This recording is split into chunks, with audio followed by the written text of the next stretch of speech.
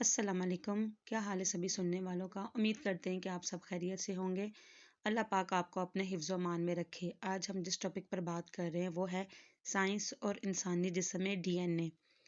मैं आपसे एक सिंपल सा सवाल करने वाली हूँ, ज़रा सोच समझ कर मुझे इसका जवाब दीजिएगा। फ़र्ज़ करें आप किसी साहल समंदर पर यानी बीच पर मौजूद हैं और यहाँ पर आपको रेत पर एक मैसेज लिखा हुआ नज़र आता है कि इस एरिया से आगे जाना ख़तरा है, बराए मेहरबानी आगे मत जाएं।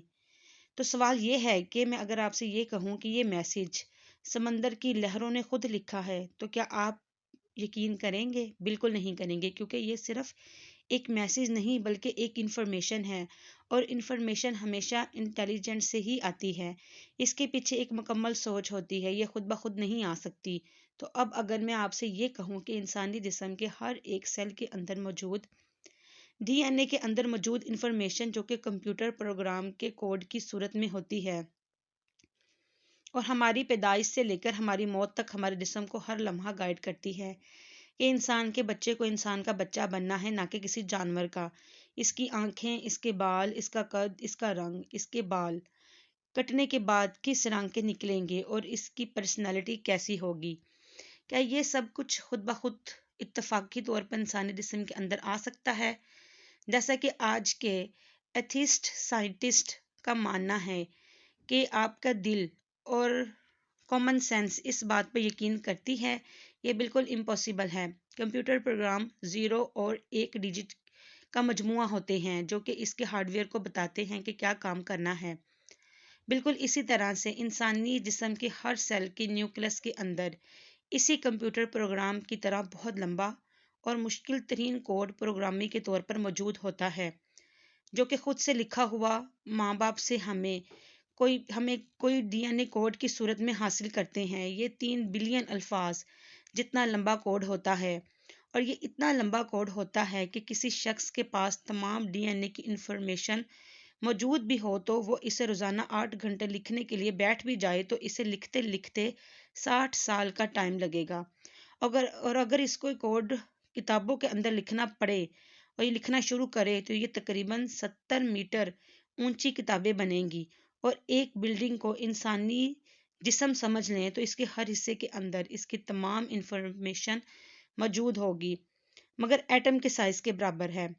लेकिन अगर आपके पास डीएनए की इंफॉर्मेशन मौजूद ही ना हो तो इस कोड को लिखना तो दूर की बात, इसका ख्याल करना भी नामुमकिन है। इंसानी सोच और उसके तसव्वुर से परे की चीज़ है। ये साबित करता है कि यकीनन इन सब के पीछे इंटेलिजेंट ब्रेन मौजूद है, क्योंकि जब इंसानों की सोच की हद ख़त्म होती है तो तभी अल्लाह की निशानियाँ शुरू होती हैं।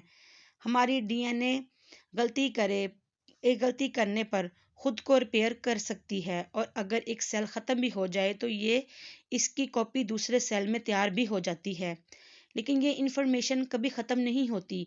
जहाँ कंप्यूटर प्रोग्रामी 0 से 1 कोडिंग में होती है, वहाँ पर डीएनए की कोडिंग होती है, यानी 4 कोड के अंदर वो एक केमिकल की सूरत में होती है जिसे ATCG।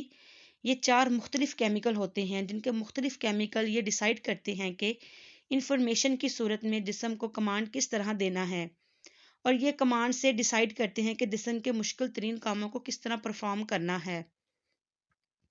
जिस्म के हर फंक्शन को कंट्रोल करना और इस इंफॉर्मेशन को अगली नस्ल तक ट्रांसफ़र करना इसका काम है।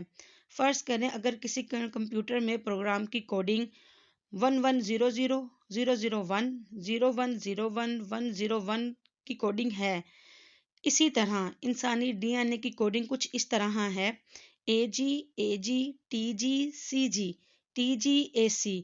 ये डीएनए की इंसानी जिस्म को कमांड करती है कि किस हिस्से को कहाँ पर जाकर इफेक्ट करना है। बिल्कुल ऐसे ही जैसे कंप्यूटर के अंदर माउस के ज़रिए या कीबोर्ड के ज़रिए हम इसको कमांड देते हैं वीडियो को प्ले करने के लिए।